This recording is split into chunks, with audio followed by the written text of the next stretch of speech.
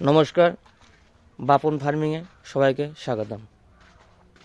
আজকে আমি বলবো যে চালান উঠে যাওয়ার পরে, অর্থাৎ পাখি যখন আপনার ঘর থেকে বেরিয়ে যাবে, কমপ্লিট হয়ে যাবে, তখন ঘর যখন আপনি আবার ফের থেকে চালু করবেন, তার আগে কিন্তু আপনার ভালো করে আপনার যে সব জায়গাপত্র সব কিছু ভালো করে ধোয়া মোছা করতে হবে।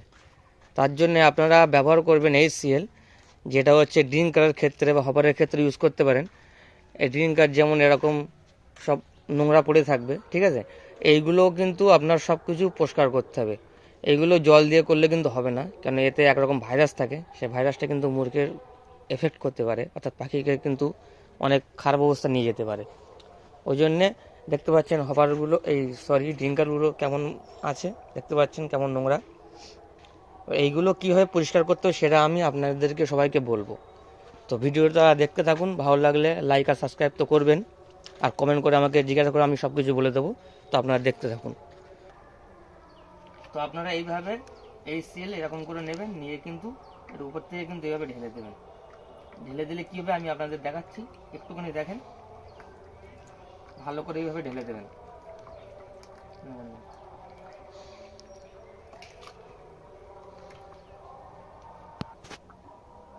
তো আপনারা এইভাবে নেবেন, নিয়ে এটা ধোয়া হয়ে গেল, তারপরে এটা আপনারা একটা পাত্রে ঢেলে নেবেন। এইভাবে খেয়াল রাখবেন যেন হাতে না লাগে, কিন্তু হাতে লাগলে কিন্তু আপনার কিন্তু হাত চুলকাবে। কিন্তু এটা একরকম অ্যাসিড HCL।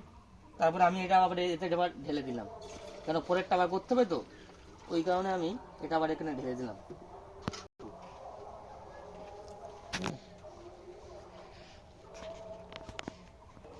তো আপনারা দেখতে পাচ্ছেন এই পাশের ড্রিঙ্কারগুলো কেমন, ঠিক বুঝতে পারছেন কেমন নোংরা সব। কিন্তু আমি এই পাশে সব করলাম, দেখেন পুরো কিন্তু যেমন নতুন নিয়ে আসা হয় কিন্তু সব তেমন হয়ে যাবে। কিন্তু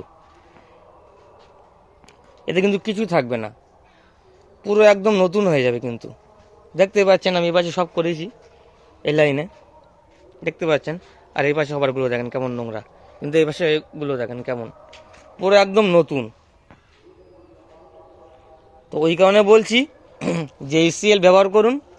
HCL ব্যবহার করলে আপনার যে ড্রিঙ্কারের যে জীবাণু থাকে সেগুলো কিন্তু থাকবে না একটাও। তো HCL ব্যবহার করুন, এটা খুব ভালো জিনিস। একটু সাবধানে করবেন, হাতে লাগলে কিছু হবে না, একটু চুলকায়, কিন্তু সাবধানে করবেন যেন হাতে না লাগে, সেই কারণে করবেন। আর সামনের সোমবারে আমার পাখি ঢুকবে, তো আমি এবার পুরো ফার্স্ট দিন থেকে লিফটিং ডে পর্যন্ত ভিডিও থাকবে। আপনারা আমি প্রতিদিন কি করব, কীভাবে পাখিটা করব, আপনারা যদি প্রতিনিয়ত আমার ভিডিওটা দেখেন তাহলে কিন্তু বুঝতে পারবেন। আমি দেখি বুটার কমপ্লিট হয়ে গেছে আমার, আমি বুটার কমপ্লিট করেছি। তো আপনারা দেখবেন প্রথম ভিডিও থেকে পুরো লিফটিং ভিডিও পর্যন্ত দেখবেন, সব কিছু আমি শেয়ার করব। আর ভিডিও ভালো লাগলে লাইক করবেন, সাবস্ক্রাইব করবেন, শেয়ার করবেন, আর কমেন্ট করবেন। যদি কোনো অসুবিধা থাকে কমেন্ট করবেন আমাকে, আমি কমেন্ট করে উত্তর দিয়ে দেবো।